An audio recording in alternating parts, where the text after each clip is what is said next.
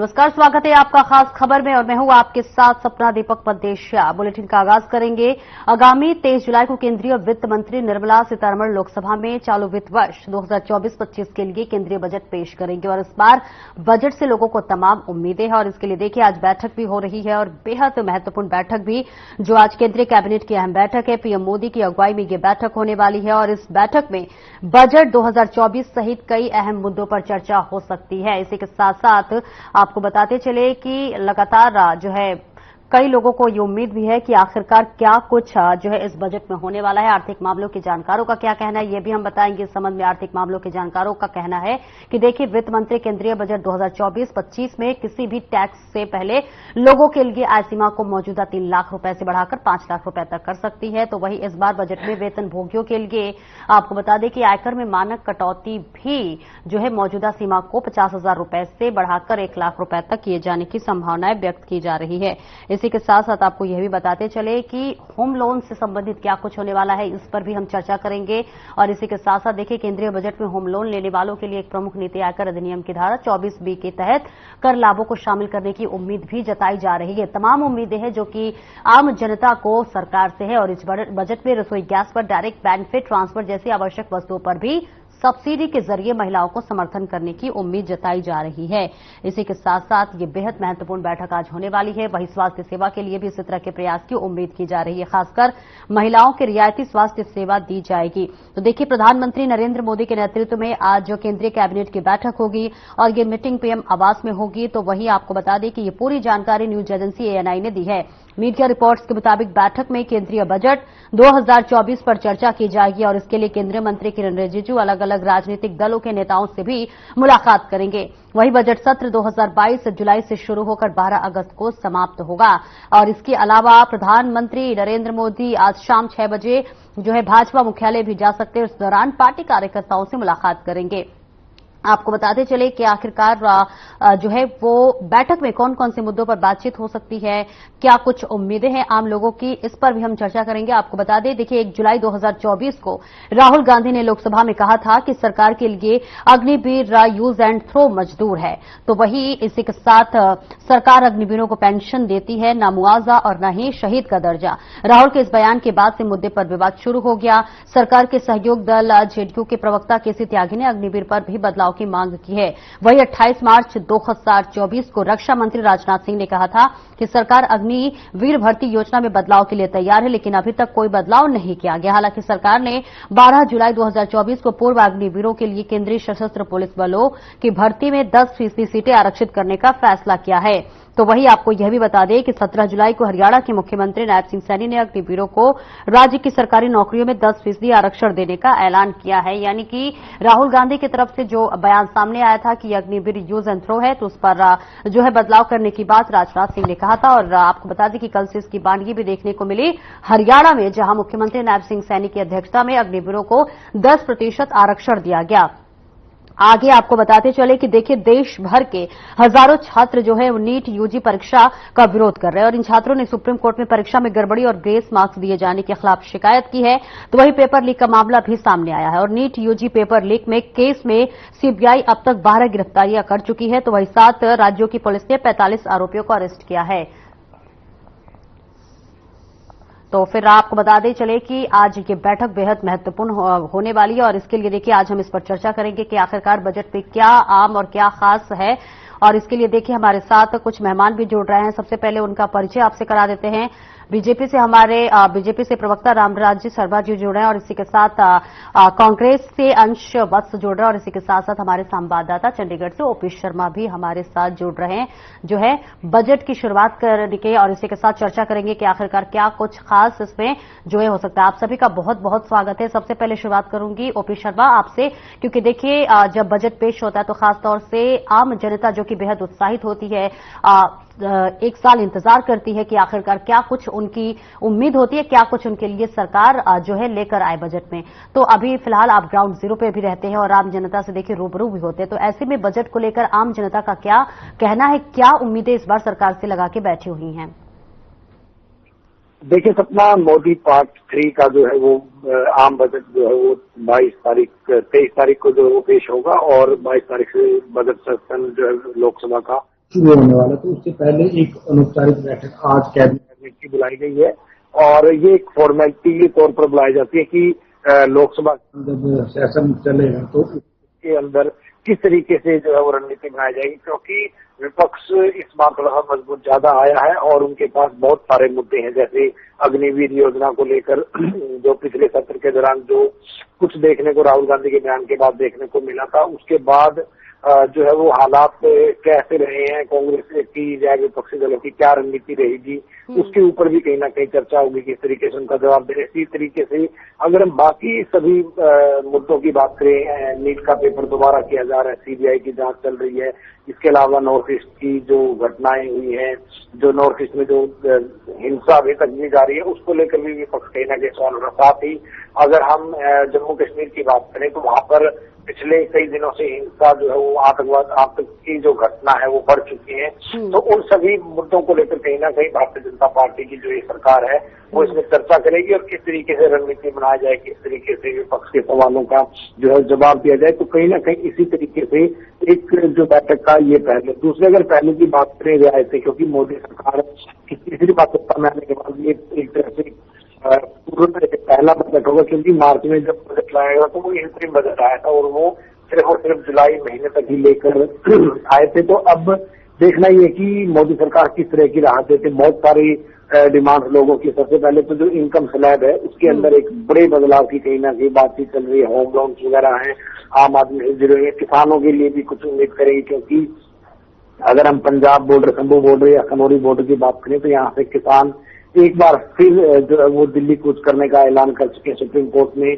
22 तारीख को इस मसले के ऊपर सुनवाई है, देखते हैं तब तक क्या होता है। तो उम्मीद की जा सकती है कि कुछ ना कुछ शायद मोदी सरकार इस बजट में, क्योंकि सरकार का पहला बजट है और आमतौर पर सरकार पहला बजट और आखिरी के 2 बजटों में ही जो है लोग भावनी घोषणाएं करते हैं, लोगों को जो है राहत आमतौर पर देने की बात करें, क्योंकि दूसरा और तीसरा जो बजट आएगा तब तक सरकार में काफी वक्त बचा होता है। तो ऐसे में सरकार फाइनेंशियल मैनेजमेंट की दृष्टि से कई बार जो है कड़े कदम भी उठाती रहती है। तो अब देखते हैं कि आज जो लोगों की कितनी जरूरतें पूरी होगी, होम लोन है, सब इनकम स्लैब है, कर्मचारी वर्ग है और बाकी जितनी भी डिमांड्स हैं वो भी हैं। और साथ में ये बता दूं कि बजट सत्र से पहले जो मोदी सरकार है उन्होंने जो केंद्रीय मंत्री किरण रिजिजू हैं उनको ऑल पार्टी मीटिंग्स का जिम्मा जो सौंपा है और सत्र से पहले वो सभी राजनीतिक पार्टियों से जो है वो मिलकर और लोकसभा को समूह चलाने की जो है वो गुजारिश करेंगे और जो कुछ बात होंगी वो फिर एक बार प्रधानमंत्री और केंद्रीय गृह मंत्री के समक्ष जो है उन बातों को रखा जाएगा और देखते हैं कितना कामयाब हो पाते। लेकिन अगर हम पिछली बार के सत्र की बात करें तो जिस तरीके से विपक्षी दल, मुख्य तौर पर अगर कांग्रेस की बात करें, जो उनके तेवर थे वो मुझे लगता है कि अब शायद ढीले पड़ेंगे। लेकिन देखते हैं बीजेपी कितना मैनेजमेंट कर पाती है, कितना उनके सवालों का जवाब देती है, देखने वाली बात होगी। बिल्कुल देखने वाली बात होगी। रामराजू शर्मा जी, आपके पास आना चाहूंगी क्योंकि देखिए आज बेहद महत्वपूर्ण बैठक है और जो है प्रधानमंत्री नरेंद्र मोदी की अध्यक्षता में ये बैठक होने वाली है। तो ऐसे में अगर बात बजट की जाए तो क्या कुछ खास रहने वाला है पिछले के मुताबिक? देखो, जैसा कि आपको मालूम है, विश्व के सबसे लोकप्रिय और ताकतवर प्रधानमंत्री आदरणीय नरेंद्र मोदी जी की अगुवाई में हमारा देश बहुत आगे बढ़ रहा है। चाहे रक्षा के क्षेत्र में हम आत्मनिर्भर हो गए हों, चाहे आर्थिक दृष्टि से हम बहुत मजबूत हो गए हों, चाहे विदेश में हमारा झंडा बुलंद करना हो, हमारी साख बढ़ी है और रसिया का सबसे बड़ा जो अवार्ड है वो हमारे प्रधानमंत्री जी को मिला है, सबसे बड़ा सम्मान मिला है। ये हमारे देश के लिए गौरव की बात है और हर क्षेत्र में हम आगे बढ़ रहे हैं। तो जिस तरह से आज माननीय प्रधानमंत्री जी बैठक ले रहे हैं तो जनहित के लिए जो संभव होगा हमारी सरकार करेगी। पिछली बार भी आपने देखा होगा जिस तरह से आम आदमी के लिए जो राहत दी थी और अब की बार भी हमारे प्रधानमंत्री जी जरूर करेंगे जो जनहित के लिए संभव होगा। और विपक्ष वालों से भी राय ली जा रही है और जो स्वयंसेवी संस्थाएं हैं उनसे भी राय ली जा रही है। तो तकरीबन आम राय बनाकर जो संभव होगा वो सरकार करेगी। और पीछे तो क्या होता आया है, पीछे गरीब अधिक गरीब होता गया है, अधिक अमीर होता गया है। ये कांग्रेस का कल्चर रहा है, वह गरीब को और ज्यादा गरीब बना दो और अमीरों को और ज्यादा अमीर बना दो। हमारी सरकार ने गरीबों के लिए काम किया है, उनको गरीबी रेखा से ऊंचे उठाने के लिए काम किया है और ये सभी वर्गों के लिए हमारी सरकार काम करती है और जो जनहित के लिए संभव होगा माननीय प्रधानमंत्री जी जरूर करेंगे। ऐसे ही हरियाणा में भी आप देखते होंगे हमारे मुख्यमंत्री जी जो बहुत ही लोकप्रिय हैं और सबके मिलनसार हैं, 24 घंटे दरवाजे उनके लिए आम जनता के लिए उनके खुले रहते हैं। वो अक्सर कहते रहते हैं, भाइयों ये मुख्यमंत्री कुर्सी भी तुम्हारी है, मैं भी तुम्हारा हूं और ये सीएम रेजिडेंस भी तुम्हारा है, तेरा तुझको अर्पण क्या लागे मेरा, सब कुछ आपका, मेरे को आपका आशीर्वाद की जरूरत है। और जिस तरह से उनकी लोकप्रियता आम जनमानस में बढ़ रही है, मैं दावे के साथ कह सकता हूं तीसरी बार हमारी सरकार बनने जा रही है और दूसरी बार हमारे नायब सैनी जी, हमारे मुख्यमंत्री जी दूसरी बार हमारे मुख्यमंत्री बनने जा रहे हैं। जिस तरह से किसानों के ऊपर ये बार बार ये दूसरे भाई शोर मचाते रहते किसानों के लिए, इन्होंने किसानों की जमीन सस्ते भाव में काटी, महंगे भाव में बिल्डरों को बेची। सबसे ज्यादा किसान की उपज का भाव हम दे रहे हैं और 14 फसलें एमएसपी पर हम खरीद रहे हैं। ये बेरोजगारों के लिए जैसे जनता को गुमराह करते हैं, सबसे ज्यादा रोजगार हमारी सरकार ने दिए हैं और वो भी बिना खर्ची बिना पर्ची के।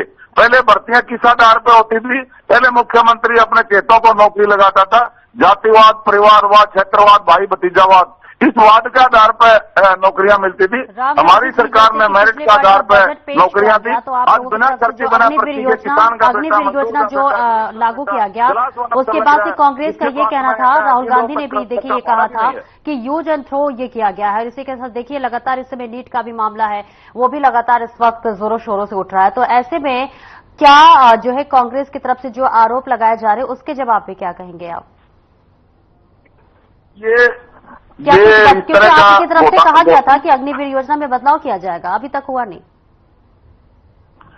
अग्निवीर योजना का ये विपक्ष वाले विरोध करें, मेरे ये समझ में नहीं आ रहा। अगर कांग्रेस अग्निवीर योजना हमारे साथ अंश वर्ष से भी जुड़ रहे हैं। अंश जी इसका जवाब दीजिए, आखिरकार आप लोग विरोध क्यों कर रहे हैं? मजबूत होता, जम्मू कश्मीर में आतंकवाद बहुत पहले खत्म हो जाता अगर अग्निवीर ये पहले जाते तो, क्योंकि ये बहुत बढ़िया योजना है। हमारे बच्चों का भविष्य उज्जवल है इसमें। ये झूठ बोलते रहते हैं, इन्होंने झूठ बोला, अभी भी 2-4 सीटें इन्होंने झूठ बोल के हथिया ली, इन्होंने झूठ बोला ये संविधान बदला जा रहा है, इन्होंने झूठ बोला आरक्षण खत्म किया जा रहा है, इन्होंने झूठ बोला बहनों के खाते में 1 लाख रुपए सालाना आ जाएंगे, 8,500 रुपए महीना आ जाएंगे, खटाखट फटाफट।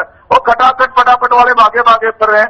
ये काट की अंधी एक बार गड़गी आके चढ़ने वाली नहीं है और मैं समझता हूँ जनता जाग चुकी है और जनता इनकी बहकावे में आने वाली नहीं है।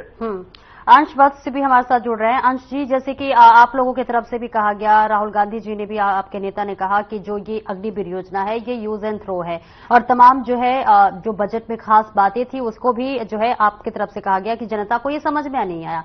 हालांकि राम राजेश शर्मा कह रहे हैं कि जो अग्निवीर योजना है वो जो है बच्चों के भविष्य के लिए, खासतौर से उन युवाओं के उज्जवल भविष्य के लिए ये योजना लाई गई। लेकिन आपकी तरफ से क्यों ये आरोप लगाए जाते हैं कि ये जो है अग्निवीर योजना यूज एंड थ्रो है? देखिए अभी मैं यही बोल कर रहेंगे तो जी, जैसे ये भाजपा ये है जो चीज आप मैं ठीक करा रही हूँ जी, आप अपनी बात पूरी कीजिए। देखिए जैसे भाजपा के प्रवक्ता को मैंने सुना है तो मेरे को उनको सुन के ऐसा लग रहा था कि वो भाजपा के प्रवक्ता कम कांग्रेस के प्रवक्ता के तौर पे ज्यादा बात रख रहे थे। जैसे उन्होंने बात करी कि अमीर और भी ज्यादा अमीर होता जा रहा है और गरीब जो और भी ज्यादा गरीब होता जा रहा है, इस बात को तो कांग्रेस जो है वो चीख के चिल्लाई जा रही है बार बार कि आज भाजपा के कार्यकाल में, आज मोदी जी के कार्यकाल में अमीर जो है वो अमीर होता जा रहा है और गरीब जो है गरीब होता जा रहा है। हमने आज एक शादी देखी है, एक बड़े उद्योगपति की शादी, उनके बेटे की शादी हमने देखी, जिस प्रकार से हजारों करोड़ रुपया खर्च किया गया, लेकिन उसमें हमने कभी ये नहीं देखा कि और ये जो पैसा उन्होंने खर्च किया वहाँ पे मोदी जी जाते हैं अपने उद्योगपति मित्र के बेटे की शादी में, लेकिन मणिपुर में नहीं जाते हैं। आज इस देश की जनता पूछती है कि मोदी जी मणिपुर क्यों नहीं जा रहे हैं, मोदी जी उस जगह पे क्यों नहीं जा रहे जहाँ पे इस देश के गरीब किसान को जरूरत है, लेकिन उनको अपने उद्योगपति मित्र के बेटे की शादी में जाना उनको ज्यादा अच्छा लगा, ना कि मणिपुर जाना उनको अच्छा लगा। आज ये सरकारी आंकड़ा कहते हैं कि अमीर और गरीब के बीच की खाई जो है वो लगातार बढ़ती जा रही है। आज जो किसान है वो 27 रुपया प्रतिदिन कमाने पर मजबूर है। ये भाजपा की सरकार ने किया इन बीते 10 सालों में। इसका ये बात जवाब नहीं देंगे। और ये जो बजट पे लेकर ये बड़ी बड़ी बातें कर रहे थे कि इनका जो बजट है ये कितना कल्याणकारी है, हम सबने देखा है। अभी फरवरी के महीने में ही निर्मला सीतारमण जी ने बजट पेश किया था, लेकिन उस बजट में महंगाई कम करने के लिए उन्होंने एक बार भी बात नहीं की। उन्होंने बात नहीं की कि किस प्रकार से वो रोजगार के नए अवसर सृजन करेंगी। उन्होंने ये बात नहीं की कि वो छोटे निवेशों को बढ़ाने के लिए वो क्या करेंगी। वो उन्होंने बड़ी बड़ी बातें की। उन्होंने मोदी जी के 1000 बात उन्होंने जिक्र किया। उन्होंने इतनी तमाम बातें की, लेकिन गरीब, महंगाई, बेरोजगारी जैसे शब्द निर्मला सीतारमण जी के बजट की जो स्पीच थी उससे कहीं ना कहीं गायब है। और इस देश की जनता को पूरा उम्मीद है कि ये भी जो बजट है इसमें भी बेरोजगारी, महंगाई जैसे शब्द जो है वो गायब होने वाले हैं। और रही बात आपने जो अग्निवीर पर सवाल पूछा, अग्निवीर तो मैं एक ही चीज कहना चाहूंगा कि इस देश की सरकार ने, भाजपा की सरकार ने, मोदी जी की सरकार ने आज सेना के बीच में एक भेदभाव करने का काम किया है। एक रेगुलर सैनिक और एक अग्निवीर को, आज एक अग्निवीर को पता नहीं है कि वो जब 4 साल के बाद जब वो रिटायर होगा तो उसके लिए क्या क्या बेनिफिट है। ये तो उन्होंने अब जाके ये घोषणा की है कि उनके लिए 10% रिजर्वेशन रहेगा हरियाणा में, लेकिन ये उन्होंने कब की, जब हरियाणा में चुनाव आने वाला है, जब हरियाणा में उन्होंने 5 लोकसभा सीटों को हारा है, हमारे संवाददाता 46 विधानसभाओं में जानकारियां दे रहे हैं और वो भी जो है जुड़े हुए हैं मेरे साथ। तो ओपी शर्मा, एक बार फिर से आपसे जानना चाहूंगी क्योंकि देखिए अब 23 जुलाई का इंतजार है सबको कि आखिरकार क्या कुछ जो है सरकार के खजाने में से आम लोगों के लिए निकलता है। तो ऐसे में जो है आम जनता जो है वो क्या पिछले बजट को लेकर क्या कहती हैं, या फिर जो आने वाला बजट है 23 जुलाई को उससे क्या कुछ खास उम्मीद लगा के बैठी हुई है आम जनता? देखिए सपना, अगर मैं मोदी सरकार के कैबिनेट के पहले बजट की बात करूं और पहली बैठक की बात करूं एक तरह से बजट से पहले जो हो रही है, तो मुझे इसमें कोई ज्यादा उम्मीदें नहीं दिखाई दे रही है। अगर बीजेपी ने अपना दिल खोलना था तो शायद वो एंट्री बजट के अंदर जमकर अपना दिल खोल सकती थी और शायद जो करीबन 250 उनकी सीटें आई हैं वो शायद बढ़ भी सकती थी, लेकिन बीजेपी ने जो है कोई बड़ा दिल जो है वो पिछले इंट्रीम बजट में भी दिया था। और बीजेपी कहीं ना कहीं शायद इस बार फिस्कल जो मैनेजमेंट होता है उसमें कहीं ना कहीं वो बुरी तरीके से लकड़ी वो नहीं चाहती कि जो है वो फिस्कल डेफिसिट बढ़े और बाकी नुकसान हो या फिर कर्ज लेकर काम करना पड़े। क्योंकि अगर जनहित के अंदर उनको कोई रेवड़ियां बांटनी होती तो शायद जो इंट्रीम बजट मार्च के अंदर आया था उसमें वो बहुत कुछ बड़े ऐलान कर सकती थी, लेकिन ऐसा कोई ऐलान उसकी तरफ से जो वो आम आदमी के लिए नहीं किया गया। तो स्लैब बढ़ाने की बात, इनकम स्लैब बढ़ाने की बात हो या कृषि के अंदर कोई सब्सिडी बढ़ाने की बात हो, तो कोई खास एक सामान्य तौर पर जो है इंट्रीम बजट आया था। और अब तो सत्ता में जो है करीब 4.5 साल या 5 साल का वक्त बचा हुआ है, तो एक फॉर्मेलिटीज निभाने के लिए ये बजट किया जाएगा, क्योंकि ये बजट जो है वो 31 जुलाई से लेकर अगले 6 महीने 7 महीने के का ये जो बजट है। और अगले बजट में जो मोदी सरकार का पार्ट 3 वो क्या लेकर आती है वो देखना होगा। लोगों को ज्यादा उम्मीद इस बजट से अभी नहीं करनी चाहिए। बिल्कुल। रामराजी शर्मा जी, आपके पास आऊंगी क्योंकि देखिए जो आपके जितने भी सवाल थे सब जवाब जो है अंश जी ने दिए, लेकिन उनका ये भी कहना है कि जो अग्निवीर योजना है देखिए वो भी यूज एंड थ्रो रहा। जो आपकी तरफ से बजट पेश किया गया वो भी जो है जनता को समझ में आया नहीं, क्योंकि जो पिछला बजट था उसे ही लगभग दोहरा दिया गया। तो ऐसे में इसका जवाब दीजिए। देखो, पहले मैं अग्निवीर के बारे में इनको बताना चाहूंगा जी। हमारा बच्चा जब पढ़ाई के बाद में वो कॉलेज में जाता है उस टाइम उसको नौकरी मिल जाती है, वो वहाँ पढ़ाई भी कर सकता है, तनख्वाह भी लेगा। और जब वो कुछ तो वहाँ फोर्सेज में रह जाएंगे, जो वापस आएंगे उसके बाद में उनको इतना पैसा मिल जाएगा कि वो अपना बिजनेस भी शुरू कर सकते हैं। 10% माननीय मुख्यमंत्री जी ने कहा है हम आपको आरक्षण देंगे और सैनिक बलों में वहाँ पे आरक्षण मिलेगा उनको, और आर्म लाइसेंस भी प्राथमिकता के आधार पर उनके बनाए जाएंगे। उद्योगपतियों ने भी कहा है हम अग्निवीर को प्राथमिकता देंगे। तो मैं समझता हूँ इससे बढ़िया और क्या हो सकता है। जब तक वो नौकरी लगने के काबिल होता है, जब तक तो उसके पास में पैसा भी आ जाता है, वो वेल ट्रेंड भी होता है, जैसे एयरफोर्स दिया जाता है वो तो ठीक है, लेकिन ये 4 साल की जो नौकरी है ये कुछ समझ में थोड़ा सा अटपटा लगा, क्योंकि उनके तरफ से भी ये कहा गया, कांग्रेस की तरफ से और तमाम राजनीतिक दलों से भी की तरफ से, कि 4 साल में ये युवा है जो कि कई प्रोसेस से गुजरने के बाद से जो है एक नौसैनिक जो है भर्ती होती है, फिजिकल टेस्ट देने होते हैं, तमाम तरह के टेस्ट देने होते हैं और तमाम तरह के प्रोसेस होते हैं। तो ऐसे में 4 साल की नौकरी देकर क्या सरकार एहसान कर रही है उन पर? देखो मैं बताऊं, ये तकरीबन कई देशों में ये लागू है।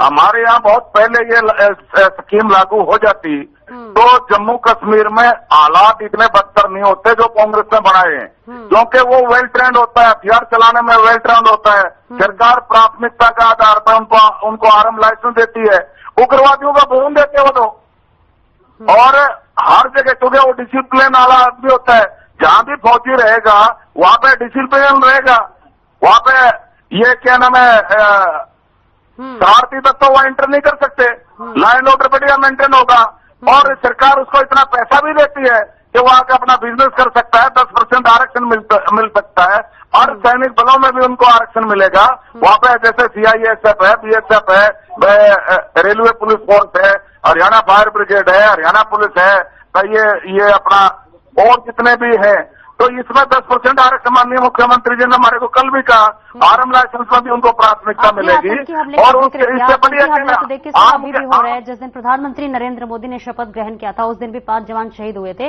और उस दिन भी आतंकी हमले हो रहे हैं। यानी आतंकी हमला तो देखिए सरकार किसी की भी हो, आतंकी हमला तो हो ही रहा है। मैं ये कह रहा हूँ ये तो आतंकवाद होगा तो सफाया हो रहा है। ये 70% आतंकवाद में कमी आई है। अगर ये स्कीम ये पहले ला देते तो जम्मू कश्मीर में हमारे को ये दिन देखना नहीं पड़ता। ये तो कांग्रेस की गलती नहीं है, और इन्होंने ये थोड़ा बहुत ये झूठ बोल के ये सीट हथिया ली। जनता जाग चुकी है, गांठ की अंधी एक बार चढ़ चढ़ आके जनता पता रही इनको वोट देके, जनता जाग चुकी है। क्योंकि ऐसा है, इन्होंने झूठ बोला आरक्षण खत्म किया जा रहा है, इन्होंने झूठ बोला संविधान बदला जा रहा है, इन्होंने झूठ बोला बहनों को खाते में 1 लाख रुपए आ रहे हैं सालाना, 8,500 रुपए महीना बहनों के खाते मारे, खटाखट फटाफट वो फटाफट वाले आगे भाग रहे, बहनें पीछे पीछे दौड़ रही है। अरे खटाखट वाले 8,500 तो दे जा भाई, इस महीना वाले तो दे जा हमारे। तो ये तो जवाब दीजिए क्योंकि हमारे पास समय की बहुत कमी है। 1 मिनट की टिप्पणी हमारी सरकार जा रहे हैं, तो देश तोले जनता जनार्दन का आशीर्वाद उनके ऊपर है। अंश जी, आप तक हमारी आवाज पहुंच रही है? तो देखिए 23 जुलाई का इंतजार है और ऐसे में क्या कुछ वित्त मंत्री जो है बजट में दे सकती है। आम जनता के तमाम मुद्दे हैं, उन पर क्या कुछ होने वाला है ये भी देखिए बहुत अहम हो जाता है, खासतौर से जानने के लिए जब बजट पेश हो जाता है। बहुत बहुत शुक्रिया आप दोनों का हमसे जुड़ने के लिए, और इसी के साथ साथ ओपी शर्मा आपका भी बहुत बहुत शुक्रिया। देखना दिलचस्प होगा कि आखिरकार आज जो बैठक होने वाला है इसमें क्या कुछ मुद्दों पर चर्चा होगी, क्या कुछ जो है बजट को लेकर नया होने वाला है। फिलहाल के लिए इस बुलेटिन में इतना ही। खबरों का सिलसिला आगे भी जारी रहेगा। दीजिए इजाजत, नमस्कार।